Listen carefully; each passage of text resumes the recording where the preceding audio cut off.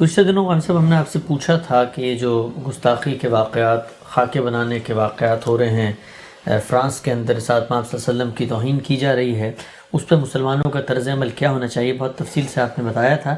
ایک بات آپ نے اس گفتگو میں کہی کہ اگر ہمارے پاس طاقت ہوگی تو پھر ہم حملہ کریں گے، پھر ہم درخواست کیوں کریں گے کہ بھئی آپ ہمارے پیغمبر کی عزت کریں۔ اس پہ لوگوں نے یہ سوال پوچھا ہے کہ یہ کیا مطلب، آپ کو استحالہ بیان کر رہے ہیں، یا یہ حقیقت میں اگر طاقت مل جائے تو آپ کا نیریٹو یہی ہے کہ پھر فرانس یا کوئی بھی ملک توہین کرے تو اس کے اوپر چڑھ دوڑیں اور اس کے شہریوں کو ہلاک کر دیں؟ نہیں بھائی، جو بات میں نے کہی وہ یہ کہی تھی کہ مسلمان جس طریقے سے سوچتے اور رد عمل ظاہر کرتے ہیں اور یہ خیال کرتے ہیں کہ اب ہم منوائیں گے لوگوں سے، تو یہ منوانے کا رجحان یا منوانے کی ذہنیت، اس کے لیے طاقت بڑی ضروری ہوتی ہے۔ یعنی آپ طاقت کی پوزیشن میں ہیں تو پھر آپ کوئی اقدام کریں گے تو کسی قاعدے سے کریں گے۔ اس کی مثال اس طرح لیں کہ جو واقعہ امریکہ میں ہوا 9/11 کا واقعہ، اگر یہ خدا نخواستہ ہمارے ملک میں ہوتا اور اس واقعے کے لوگ امریکہ میں ہوتے تو ہم کیا کوئی اقدام کرنے کی پوزیشن میں تھے؟ لیکن امریکہ نے اقدام کیا نا۔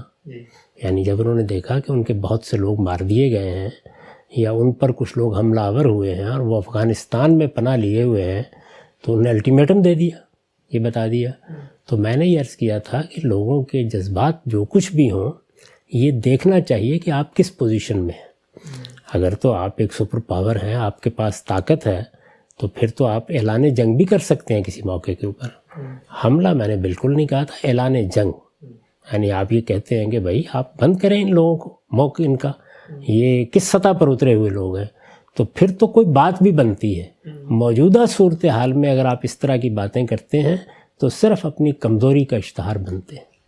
چنانچہ آپ دیکھ لیں، پچھلے 50 سال سے میں بھی دیکھ رہا ہوں، شعور کی عمر میں کتنے واقعات اس طرح کے ہوئے۔ سلمان رشدی کے واقعے کو دیکھ لیں، وہ جو بنگلہ دیش کی نسرین صاحبہ تھی واقعے کو دیکھ لیں، اس کے بعد فرانس میں ہوئے اور بعض جگہوں کے اوپر ہوئے، ناروے میں ہوا۔ کیا کر سکے آپ؟ کچھ بھی نہیں کر سکتے۔ اب بھی میں آپ کو بتا دیتا ہوں، کچھ نہیں ہوگا۔ تو صورتحال کا ٹھیک اندازہ کرنا چاہیے، ورنہ صرف رسوائی ہوتی ہے، آپ اپنی عزت کھوتے ہیں۔ میں رسالت مآب صلی اللہ علیہ وسلم کی ہستی کو، آپ کی ذات والا صفات کو اس سے بہت بلند سمجھتا ہوں کہ اس کے لیے میں بھیک مانگوں، اس کے لیے میں یہ کہوں کہ عذراء کرم کوئی قانون سازی کر دیجئے، کوئی تحفظ فراہم کر دیجئے، اس کی کوئی ضرورت نہیں ہے۔ ہمیں جو تعلیم اللہ کی کتاب نے دیا اسی پر قائم رہیں گے، اور وہ تعلیم یہ ہے کہ اگر کچھ لوگ جہالت پر اتر آئیں تو آرزن الجاہلین، ان جاہلوں سے اعراض کر دیں، نظر انداز کر دیں ان کو، بالکل۔ تو میں ان لوگوں کو یہ کہہ رہا تھا کہ جو مرنے مارنے پر تلے ہوتے ہیں کہ بھائی مرنے مارنے کا بھی ایک وقت ہوتا ہے۔ یعنی اگر آپ نے کچھ کرنا ہے تو اس کے کرنے کا طریقہ یہ ہے کہ پہلے اپنے اندر یہ طاقت پیدا کریں۔ اس وقت تو صورت یہ ہے کہ جرم ضعیفی کی سزا مرگ مفاجات، اس وقت کیا کریں گے؟ یعنی یہ باتیں اصل میں رسوائی کا ذریعہ بنتی ہیں، یہ احتجاجی مظاہرے رسوائی کا ذریعہ بنتے ہیں۔ اپنے ملک میں آپ املاک کو نقصان پہنچاتے ہیں، اپنے ہی لوگوں کو مارنے کے لیے تیار ہو جاتے ہیں، آپ کا ہر بائیکاٹ بالکل ناکام ہو جاتا ہے۔ یہ بھی آپ دیکھیں گے اسی طرح بالکل ناکام ہو جائے گا۔ نہ صورتحال کا صحیح اندازہ کرنا، نہ معاملات کو دیکھنا، یا دنیا کہاں کھڑی ہے اس کا اندازہ کرنا، مخاطبین کس ذہنی کیفیت میں ہے، نہ اس کو سمجھنے کی صحیح کرنا، آپ اپنا ایک خاص نیریٹو بیان کرتے چلے جاتے ہیں۔ یہ کتنی بار ہو چکا ہے؟ پہلی بار ہوا یہ معاملہ؟ مجھے وہ نتیجہ بتا دیں کہ جو نکلا ہو۔ یعنی لوگوں کو مار دیا گیا، پھر بھی کیا نتیجہ نکلا؟ اس وقت جن لوگوں کے خلاف احتجاج کیا جا رہا ہے وہ کتنے برس سے اپنے بعض ایڈیٹر بھی مروا چکے ہیں، اس کے باوجود کھڑے ہیں اپنی جگہ کے اوپر۔ تو ان کا بھی ایک نیریٹو ہے، ان کی بھی ایک تہذیبی اقدار ہے، وہ بھی اس کے اوپر کھڑے ہیں۔ وہ میرے نزدیک، آپ کے نزدیک انتہائی غلط صحیح، انتہائی لغو صحیح، لیکن آپ کے پاس رستے ہی تاریخ بتاتی ہے دو ہیں۔ طاقت ہوتی ہے تو آپ ظلم کے خلاف جنگ کرتے ہیں، ظلم کے خلاف جنگ، ظلم کے خلاف جہاد، یہ اسلام میں ایک مقدس چیز ہے، یہ قیامت تک رہے گا۔ کسی نے اگر آپ کے ساتھ ظلم و عدوان کا طریقہ اختیار کیا ہے تو اس کا یہ مطلب نہیں ہوتا کہ آپ چڑھ دوڑتے ہیں، یعنی آپ پھر اس زبان میں بات کرتے ہیں کہ ظلم اور عدوان کو بند کرو۔ یہ جانتے ہیں آپ کہ اسرائیل میں کیا ہوتا رہا ہے، کس طریقے سے بیچارے فلسطینی جو ہے وہ گھروں سے بے گھر ہوئے ہیں، کیا کر سکیں آپ؟ کشمیر میں اس وقت کیا صورتحال ہے؟ یعنی کوئی ستم ظلم کی انتہا ہو سکتی ہے۔ ہم لوگوں کو یہ کوئی 7-8 مہینے بسر کرنے پڑے ہیں قید میں کووڈ کی وجہ سے، کیا نتیجہ نکلا ہے؟ کیا دلوں پر اثر ہے، کیا طبیعتوں پر اثر ہے، کس طرح کی بے بسی محسوس ہوتی ہے، اندازہ کریں ان لوگوں کا بھی۔ اس وقت میں اس پہ بحث نہیں کر رہا کہ ان کا اپنا طریقہ ٹھیک ہے غلط ہے، لیکن جو کچھ بھی ہے اس پہ ہم کیا کر سکیں؟ پورا عالم اسلام کیا کر سکا ہے؟ OIC کیا کر سکی ہے؟ یہ جو بڑے بڑے ہمارے بعض لیڈر حضرات سخت باتیں کر کے اپنا مقام بنانے کی کوشش کرتے ہیں، یہ کیا کر سکیں؟ تو جب ایسا کرنے کی آپ پوزیشن میں نہیں ہو، میں نے اس کو بیان کیا تھا کہ اگر کچھ کرنے کی پوزیشن میں ہوں گے تو پھر اس لب و لہجے میں بات بھی کر لیجئے گا۔ اگر آپ اس پوزیشن میں نہیں ہیں، یعنی ایک ظلم ہے نا، یعنی ظلم صرف یہی نہیں ہوتا کہ کوئی آپ کے مال پر حملہ آور ہو جائے، صرف یہی نہیں ہوتا کہ کوئی اپنی جان پر حملہ آور ہو جائے، آپ کی عزت پر، آپ کی آبرو پر حملہ کیا جاتا ہے، آپ کو گالی دی جاتی ہے، آپ کو دشنام کا نشانہ بنایا جاتا ہے، یہ بھی ظلم ہے۔ اور یہ ایک عام شخص کے ظلم کے بدلے میں بھی آپ کو اقدام کرنے کا حق رکھتے ہیں، لیکن سوال یہ ہے کہ کیا آپ اس پوزیشن میں ہیں؟ نہیں ہیں تو یہ بار بار کیا کرتے ہیں؟ یہ میری رسوائی ہے، یعنی اس کے سوا کچھ نہیں ہے۔ تو میں بہت دردمندی کے ساتھ یہ عرض کرتا ہوں کہ صرف 2 راستے ہیں۔ اپنے اندر طاقت پیدا کیجئے، جب وہ ہو جائے گی تو طاقت کی زبان میں بات کر لیجئے گا۔ کس کے خلاف؟ ظلم کے خلاف۔ صرف اللہ تعالیٰ کے قانون میں ظلم کے خلاف جنگ کی اجازت ہے، اور وہ منظم طریقے سے ہوتی ہے، وہ ریاست کی سطح پر ہوتی ہے، وہ اس طریقے سے لوگوں کو بھیجنے اور اشتعال دلانے سے نہیں ہوتی۔ یہ چیز اسلام کے لیے سخت نقصان کا باعث بنتی ہے، اس کی دعوت کے لیے نقصان کا باعث بنتی ہے۔ اس طرح کے لوگوں نے اپنے اس طرز عمل سے اسلام کو دہشت گردوں کا مذہب بنا کے پیش کرنا شروع کر دیا ہے۔ یعنی اس میں مغرب کے ساتھ مکالمہ بہت مشکل ہو گیا ہے، دعوت پہنچانا مشکل ہو گیا ہے۔ وہ لوگ کہ جو مغربی ملکوں کے اندر بہت کچھ کام کر سکتے تھے، ان کے مواقع کھوئے جا رہے ہیں۔ تو یہ کوئی طرز عمل ہے؟ اس کے پیچھے کوئی منطق ہے؟ کوئی عقل نظر آتی ہے؟ آپ نے کوئی اقدام کرنا ہے تو پیغمبر بھی وقت پر اقدام کرتے ہیں۔ قرآن مجید صحابہ اکرام کو کہہ رہا ہے مکے میں کفوا ایدیکم علی القتال، ابھی بند رہو اس معاملے میں، وقت آئے گا تو بتایا جائے گا۔ تو ظلم اور عدوان کے خلاف جنگ کی جا سکتی ہے، لیکن جب آپ کے پاس طاقت ہو، جب آپ اس سطح پر پہنچ جائیں کہ جہاں آپ کسی کو الٹیمیٹم دے سکیں، اپنی بات منوا سکیں، اور پھر عرض کر دوں کہ ظلم اور عدوان کے خلاف اس کے سوا جنگ کی اجازت نہیں ہے۔ تاہم جب یہ صورتحال نہ ہو تو پھر کیا کرنا چاہیے؟ پھر عارضاً الجاہلین، پھر قرآن مجید نے یہ بتایا ہے کہ جو آدمی جہالت پر اترا ہوا ہے اس سے منہ موڑو، اسے نظر انداز کر دو۔ اس کا بہترین جواب نظر انداز کر دینا ہے، وہ اپنی موت آپ مر جائے گا۔ ہم تو اس طرح زندہ کر کے ہیرو بنا دیتے ہیں، اور حاصل کیا کرتے ہیں؟ نہ اس سے پہلے کچھ حاصل ہوا ہے، کسی احتجاج سے کچھ حاصل ہوا ہو، اچھا آپ سفیر واپس بھیج دیں، پھر کیا ہو جائے گا؟ تعلقات توڑ لیں، پھر کیا ہو جائے گا؟ آپ 10 دنوں کے بعد دوبارہ عزت مآب کے سامنے ہاتھ جوڑ کر کھڑے ہوں گے۔ اپنی حیثیت کو سمجھنا چاہیے اور وہ باتیں کرنی چاہیے جو قابل عمل ہوتی ہیں۔ پیغمبروں کا اسوہ یہ ہے کہ ان کے پاس طاقت ہوتی ہے تو وہ ظلم کے خلاف جنگ کرتے ہیں، جہاد کرتے ہیں۔ رسول اللہ نے کیا ہے، دوسرے پیغمبروں نے کیا ہے، قرآن نے اس کو بیان کیا ہے۔ اور اگر نہیں ہوتی تو وہ جاہلوں سے اعراض کرتے ہیں اور اپنی بات استدلال کے ساتھ کہتے رہتے ہیں۔ اس میں اللہ تعالیٰ نے بھی قرآن میں یہ کہا ہے کہ استہزاء کرنے والے، تضحیک کرنے والے، مذاق اڑانے والے، آپ کو ان کی جواب دینے کی کوئی ضرورت نہیں ہے، اللہ اس کے لیے کافی ہے۔ تو معاملات کو پھر اللہ پر چھوڑ دیا جاتا ہے۔ اللہ تعالیٰ نے تو اپنے پیغمبروں کو جب ان کے پاس طاقت نہیں تو قوموں کے عذاب کی تکلیف بھی نہیں دی۔ صالح کی قوم، لوط کی قوم، وہاں اللہ تعالیٰ کا فیصلہ آیا، یہاں بھی اللہ کا فیصلہ آ جائے گا اگر آپ صبر کے ساتھ اپنی بات کہیں، دعوت پیش کریں، قرآن کو بیان کریں، اللہ کی کتاب پہنچائیں، رسول اللہ کی سیرت بیان کریں، اور یہ بھول جائیں کہ کسی آدمی نے یہ حماقت کی ہے۔ وہ اپنی جہالت میں اپنی موت خود مر جائے گا، کوئی ضرورت نہیں اس پر کسی نوعیت کا رد عمل ظاہر کرنے کی۔ یہ جو رد عمل اس وقت فہرست بنا کے لوگ ظاہر کر رہے ہیں بالکل بے معنی ہیں، بالکل بے سود ہیں، اس کا کچھ حاصل نہیں ہوگا، آپ رسوا ہو کے خاموش ہو جائیں گے۔ میں 10 مثالیں دے سکتا ہوں، اس سے پہلے یہی ہوتا رہا۔ ہم سب یہ جو لوگ اس وقت مثلاً احتجاج کر رہے ہیں، وہ یہ تو جانتے ہیں کہ ان کے پاس طاقت نہیں ہے، ظاہری بات طاقت ہوتی تو کب کا حملہ کر چکے ہوتے۔ ان کا نقطہ نظر یہ ہے کہ چلیں طاقت نہیں ہے، ہم مجبور ہیں، اور ایک واقعہ ہو گیا۔ اس واقعے کو جب ہم نے حکومتوں کے سامنے رکھا، وہاں کے جو ریاست ہے، وہاں کے جو ارباب اقتدار ہیں، انہوں نے کوئی رد عمل نہیں دیا، تو کم سے کم ایک پیسفل سائلنٹ احتجاج تو ہم کر سکتے ہیں نا، ان کی چیزوں کا بائیکاٹ کر کے۔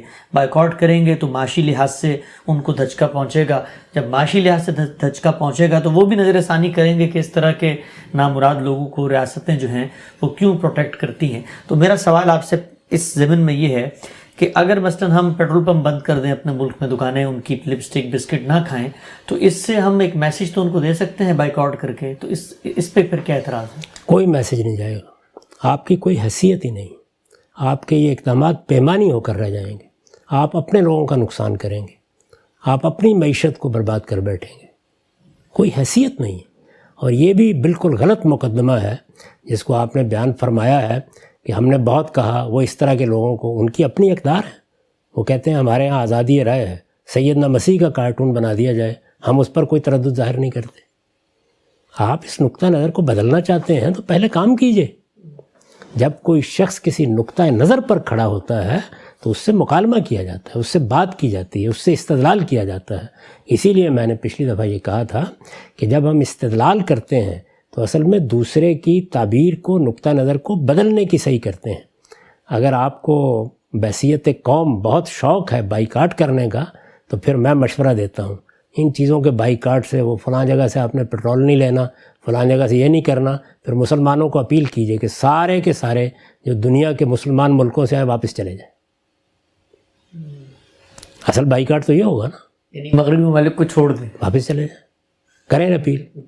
آپ اس پوزیشن میں بھی نہیں ہیں، تو میرے نزدیک اس طرح کی باتیں یہ سوائے اس کے کہ اپنا مزے کا بنوایا جاتا ہے اور کچھ بھی نہیں ہوتا۔ آپ خیال کر رہے ہوں گے کہ میں کسی حد تک جذبات سے بات کر رہا ہوں، یہ اصل میں اس دکھ اور غم کا اظہار ہے کہ ہم ہر دفعہ رسالت مآب صلی اللہ علیہ وسلم جیسی عظیم ہستی کے معاملے کو اس سطح پر لے آتے ہیں۔ سطح ہماری پست ہے، سوچنے کا انداز ہمارا پست ہے، اور پھر ہم بھیک مانگ رہے ہوتے ہیں کہ لوگوں قانون بنا کے ہمارے پیغمبر کی عزت کرو۔ ہمارا پیغمبر اس کا محتاج نہیں ہے کہ اس کی عزت کے لیے یہ بھیک مانگی جائے۔ اس کی عزت اپنی ذات پر قائم ہے، وہ سراج منیر ہے، اس کی روشنی دنیا میں پہنچ رہی ہے۔ یہ ہم بدبخت ہیں کہ اس روشنی کو دنیا تک نہیں پہنچاتے۔ وہ پہنچے گی استدلال سے، وہ پہنچے گی دعوت سے۔ ہمارے کرنے کا کام اس وقت یہ ہے، اور میں نے یہ عرض کیا تھا کہ جب طاقت ہوتی ہے تو طاقت کی زبان میں بھی بات کر لی جاتی ہے۔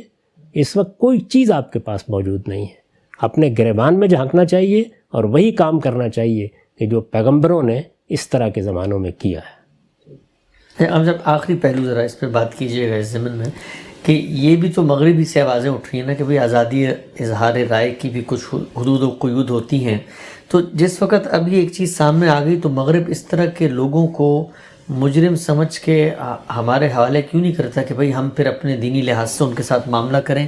وہ ان کو پروٹیکٹ کیوں کرتا ہے؟ آپ دیکھیں سلمان رشدی تھا، اس کو بھی برطانیہ نے پروٹیکٹ کیا، ان کو بھی پروٹیکٹ کر رہے ہیں۔ تو آزادی اظہار تو جب تک ہے، جب تک آپ بات کر رہے ہیں، لیکن اگر دوسرا اس سے متاثر ہو رہا ہے تو یہ تو عالمی ضمیر بھی مانتا ہے کہ میں اپنی آزادی اظہار کے چکر میں کسی کی دوسرے کے گھر کے سامنے اس کو گالیاں تو نہیں دوں گا۔ تو اس کے لیے وہاں کی حکومتیں یہ کیوں نہیں کرتی کہ وہ اس طرح کے لوگوں کو پکڑیں اور اس طرح کے لوگوں کو کم سے کم کیفر کردار تک پہنچائیں؟ یہ ان حکومتوں کو قائل کریں، آپ یعنی اپنی بات بیان کریں نا، بتائیں ان کے ہاں قانون بنے، ان کا ذہن بدلے، یہ سمجھنے کی کوشش کریں کہ مغرب کا ذہن کیسے بنا ہے۔ انہوں نے کلیسا کے خلاف برسوں جدوجہد کی ہے، چرچ کے نہاب کے خلاف لڑائی کی ہے، رینیسنس کی ایک پوری تحریک برپا ہوئی ہے۔ آزادی اور آزادی رائے ان کے ہاں ایک قدر کی حیثیت اختیار کر چکی ہے۔ مجھے آپ کو جیسا کچھ بھی اس سے اختلاف ہو، وہ اس کی پرستش کرتے ہیں اور اس کی بنیاد پر کھڑے ہیں۔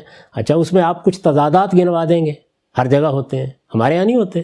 ہم بہت سی اقدار کا ذکر کرتے ہیں لیکن موقع آتا ہے تو ان کی اس طرح پاسداری نہیں کرتے۔ لیکن جس وقت ہمارے مفادات ہوتے ہیں تو پھر ہم انہی اقدار کا علم اٹھا کے کھڑے ہو جاتے ہیں۔ مغرب میں بھی انسان بستے ہیں تو وہ اپنی ان اقدار کے اوپر کھڑے ہیں، اس کا دفاع کر رہے ہیں اور یہ کہتے ہیں کہ نہیں ہم اس کو گوارا کریں گے۔ وہ اپنے پیغمبر کے بارے میں گوارا کر رہے ہیں، اپنی مقدس ہستیوں کے بارے میں گوارا کر رہے ہیں، اور یہ جو آپ نے فرمایا کہ وہ ہمارے حوالے کر دیں، وہ تو آپ کے ہاں سے جو لوگ آتے ہیں ان کو بھی حوالے کرنے کے لیے تیار نہیں ہوتے. یعنی ذرا نگاہ ڈال کے دیکھیں، جب اخوان کے لوگ باہر نکلے، ذرا نگاہ ڈال کے دیکھیں جن لوگوں کو سعودی عرب کی بادشاہت کے مقابلے میں بات کرنے کے نتیجے میں باہر نکلنا پڑتا ہے، ذرا نگاہ ڈال کے دیکھیں آپ کے ملک کے سیاستدانوں کو جب پناہ لینا پڑتی ہے، ذرا پھر دیکھیں اس پچھلے ہی زمانے میں گولن تحریک کے خلاف جب ترکی میں اقدام ہوا تو گولن صاحب خود کہاں ہیں؟ تو مغرب تو ان کو بھی آپ کے حوالے کرنے کے لیے تیار نہیں ہے. وہ اپنی اقدار پر کھڑے ہیں، طاقت ان کے پاس ہے، دنیا بھر کو اس وقت وہ کنٹرول کر رہے ہیں. دنیا کا نظم اس وقت 5 بڑی طاقتوں کے پاس ہے. اقوام متحدہ اسی مقصد کے لیے بنائی گئی ہے. آپ اپنی حیثیت کو سمجھیں، آپ آزاد بھی نہیں ہیں. آپ کے جتنے ممالک ہیں وہ اصل میں اقوام متحدہ کے زیر اثر ایک نوعیت کی نیم آزادی کی زندگی بسر کر رہے ہیں.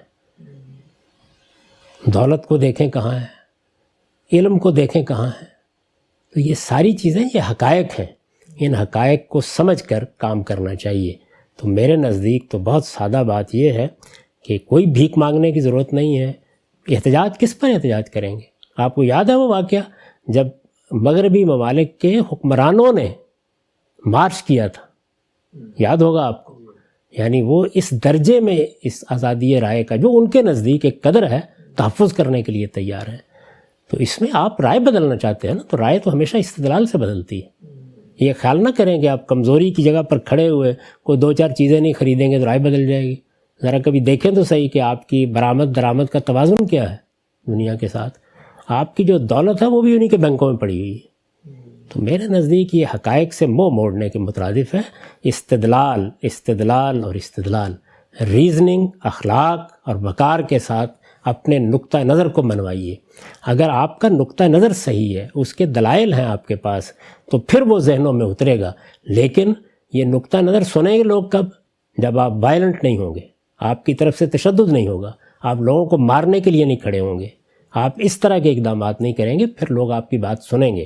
اس وقت یہ بات کرنے اور سنانے کا وقت ہے، یہ جہاد کا وقت نہیں ہے. صاحب بالکل ٹھیک ہے، بہت تفصیل سے آپ نے وضاحت کی. ایک آخری بات ذرا یہ بتائیے گا کہ ابھی بائیکاٹ کی جب بات ہوئی اور بعض لوگوں نے غلط فہمی میں پاکستان کی ایک بسکٹ کمپنی کے بارے میں یہ رائے قائم کی کہ یہ بھی فرانس کی ہے، تو اس بسکٹ کمپنی کے ہاتھ پیر پھول کر اگلے دن انہوں نے وضاحت دی کہ نہیں بھائی ہم پاکستانی ہیں، ہمارے پاس 5-6 ہزار پاکستانی ملازم ہیں. تو لوگوں نے اس سے نتیجہ خاص کیا کہ دیکھیں بائیکاٹ کتنی مؤثر چیز ہے. کہ ابھی ہم نے اعلان ہی کیا تھا کہ یہ کمپنی جو ہے ہم فرانس کا بائیکاٹ کریں گے، اور یہ دیکھیں کمپنی اب ہمارے پیروں میں پڑ کے منت کر رہی ہے کہ نہیں ہم فرانس کے نہیں ہیں، تو بائیکاٹ کیوں نہیں کامیاب ہو سکتی؟ یہ تو آپ کی کمپنی تھی، آپ کے لوگ تھے. ان بیچاروں کی معیشت پر آپ نے ضرب لگا دی.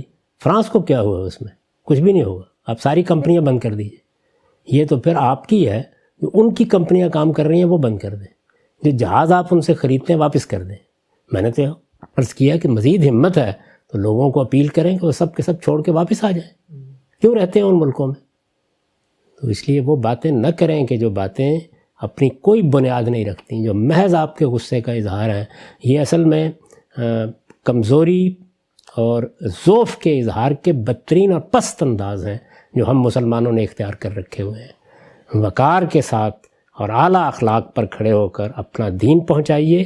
ہمارے پیغمبر کی ذات، صفات، شخصیت وہ اس سے بہت بالا ہے. لوگوں کو متعارف کرائیں، اللہ کی کتاب پڑھ کر سنائیں، ان کے گھروں تک اللہ کی کتاب پہنچائیں. یہ آپ کو کام کرنا ہے. لوگ پھر مان لیں گے ہماری بات؟ نہیں، احمق لوگ رہیں گے، ہر جگہ رہیں گے، وہ حماقتیں بھی کرتے رہیں گے. ان کی موت یہی ہے کہ انہیں نظر انداز کر دیں. اس وقت ان کے مارنے کے لیے آپ کے پاس نیزہ نہیں ہے، لیکن نظر انداز کرنے کی طاقت موجود ہے. وہ نظر انداز کریں اور اہل علم کو بات کرنے دیں. اچھے اہل علم آئیں مغرب میں. اس طرح کے اقدامات کے نتیجے میں ان کے آنے کے راستے بھی آپ بند کرتے ہیں. ہمارے بہت سے علماء ہیں جن کے آنے پر پابندی لگی ہوئی ہے. وہ آئیں، آ کے شائستگی اور تہذیب کے ساتھ مغربی لوگوں سے کلام کریں. یہاں جمہوریت ہے بہت سے ملکوں میں. آپ عوام کے ساتھ بات کریں، آگے آپ مختلف جگہوں پر اجتماعات کریں، اپنا نقطہ نظر بیان کریں. آپ کے ہاں جو لوگ یہاں کی زبان بول سکتے ہیں، بات کر سکتے ہیں، وہ یہاں رائے عامہ کو ہموار کریں اور بتائیں کہ اس معاملے میں صحیح رویے کیا ہیں. یہاں یہ میرے نزدیک بھی کوئی صحیح رویہ نہیں ہے کہ ہمارے جذبات کو ٹھیس پہنچتی ہے. آپ بتائیں کہ یہ بات کہ آپ کسی برتر ہستی کے معاملے میں یہ زبان استعمال کریں یا تضحیق کریں، وہ حضرت مسیح ہوں، وہ حضرت موسیٰ ہوں، وہ کوئی بھی ہوں، یہ ناشائستگی ہے، یہ بد تہذیبی ہے۔ آپ ان اصولوں پر بات کریں، اس سے بلند ہو کے بات کریں کہ یہ مسلمانوں کا مسئلہ ہے۔ میرے لیے تو خدا کے یہ سب پیغمبر برابر ہیں۔ کہ حضرت مسیح کا کارٹون بنایا جائے تو اس پر مجھے تکلیف نہیں ہوگی۔ سب پیغمبروں کے بارے میں اس زاویہ نظر کو تبدیل کرنے کی کوشش کی جائے۔ جب وہ سب پیغمبروں کے بارے میں بدلے گا، سب مقدس ہستیوں کے بارے میں تبدیل ہوگا، تو اس کے اثرات و نتائج ہمارے لیے بھی نکلیں گے۔ میرے نزدیک صحیح طریقہ یہ ہے، میں اس سے بالکل اتفاق نہیں کرتا۔ اچھا، ہم سے بعض لوگ یہ بھی کہتے ہیں کہ مسلمان اس معاملے میں تو بڑے حساس ہیں، یقینی طور پر رسالت محمد صلی اللہ علیہ وسلم کی کوئی ناموس کے اوپر حملہ آور ہو، لیکن ان لوگوں یا خود اپنے ہی ملکوں میں جو مختلف فرقے ہیں ان کی بھی کچھ مقدس ہستی ہیں، ممکن ہے وہ جھوٹے ہوں، کذاب ہوں، غلط ہوں، لیکن ہم بھی تو ان کے بارے میں یہی لب و لہجہ، یہی زبان استعمال کرتے ہیں جس پر ہمیں دکھ ہو رہا ہوتا ہے۔ جی ہاں، مسلمان ہمیشہ سے اس طرح کی منافقتوں میں مبتلا رہتے ہیں۔ آپ کو شاید میری بات گراں گزرے، لیکن واقعہ یہی ہے۔ ابھی پچھلے دنوں مولانا زاہد الراشدی صاحب کا ایک واقعہ میں نے پڑھا، اور بہت غیر معمولی واقعہ ہے۔ انہوں نے بیان کیا کہ ہمارے ایک استاد تھے، وہ ہمیں تربیت دینے آتے تھے کہ ہم قادیانی نقطہ نظر کے لوگوں کی غلطی ان پر واضح کریں۔ تو جوانی کے زمانے میں انہوں نے مجھ سے کہا کہ اچھا اب تم تقریر کرو۔ تو میں نے تقریر کرتے ہوئے ایک نہایت ہی ناشائستہ تعبیر اختیار کی، وہ شائع ہوئی ہے، آپ اس کو دیکھ سکتے ہیں۔ کیا الفاظ تھے میں نہیں دہرانا چاہتا اس کو۔ تو استاد جو دیوبند کے ایک بڑے عالم تھے، انہوں نے میرے کندھے پر ہاتھ رکھا اور مجھ سے یہ کہا کہ وہ بھی اپنی قوم کے بڑے ہیں، اس لیے یہ لب و لہجہ تمہیں نہیں اختیار کرنا چاہیے۔ تو آپ جس چیز کی توقع دوسروں سے کرتے ہیں، اپنے لب و لہجے، اپنے انداز میں بھی ذرا ایک نگاہ ڈال کے دیکھیے کیا کرتے ہیں آپ۔ یہ زیر بحث نہیں ہوتا کہ آپ کسی کو کیا سمجھتے ہیں، اصل چیز یہ ہے کہ جس شخص کے بارے میں، جس شخصیت کے بارے میں آپ بات کریں، دوسرے اس کو کیا سمجھتے ہیں۔ تو اگر آپ نے اخلاقی اصولوں پر بات کرنی ہو، میرے نزدیک مغرب کے لوگوں سے دونوں پہلوؤں سے بات کرنے کی ضرورت ہے۔ یعنی اس پہلو سے بات کرنے کی ضرورت ہے کہ اپنے اندر یہ تہذیب پیدا کرو۔ تمہاری تہذیب نے، معاشرت نے اگر پیغمبروں کے بارے میں اس طرح کی گفتگو کرنے کی تمہیں تربیت دی ہے، تو یہ ایسے ہی ہے کہ جیسے ایک آدمی ناشائستگی سے اپنے باپ کے بارے میں غلط گفتگو کر رہا ہو، تو میں پہلے اس کی غلطی اصول میں واضح کروں گا نا، یا پہلے مرحلے میں یہ کہوں گا کہ میرے جذبات اس سے ہٹ ہو رہے ہیں۔ پھر دوسری بات یہ کہیں گے کہ اگر تمہیں اس کی تمیز نہیں ہے یا اس چیز کو تم نہیں سمجھ رہے، تو کم سے کم دوسروں کے جذبات کا خیال رکھو۔ یہ دونوں باتیں اپنی ذات میں بہت قوی باتیں ہیں، ان کے پیچھے استدلال کی قوت ہے، یہ انسان کے اخلاقی مقدمات پر مبنی ہے۔ تو جن لوگوں کے پاس اللہ نے وسائل دیے ہیں، وہ آئیں اور مغرب میں، فرانس میں جائیں، دوسری جگہوں پر جائیں، عام لوگوں سے بات کریں، اس سے دین پہنچے گا، اس سے پیغمبر کی سیرت پہنچے گی۔ اور اس چیز کو نظر انداز کر دیں کہ اس عرصے کے دوران میں اس طرح کے احمق کیا باتیں کرتے ہیں اور کیا باتیں نہیں کرتے۔ اور میرے نزدیک میں پھر بہت ادب کے ساتھ یہ عرض کروں گا کہ رسالت مآب صلی اللہ علیہ وسلم کی ہستی اس سے بلند رہنی چاہیے کہ ہر 5-7 سال بعد ہم یہ بھیک مانگیں اور پھر اس کے بعد اطمینان کے ساتھ خاموش ہو کے بیٹھ جائیں۔ یہ کیا چیز ہے؟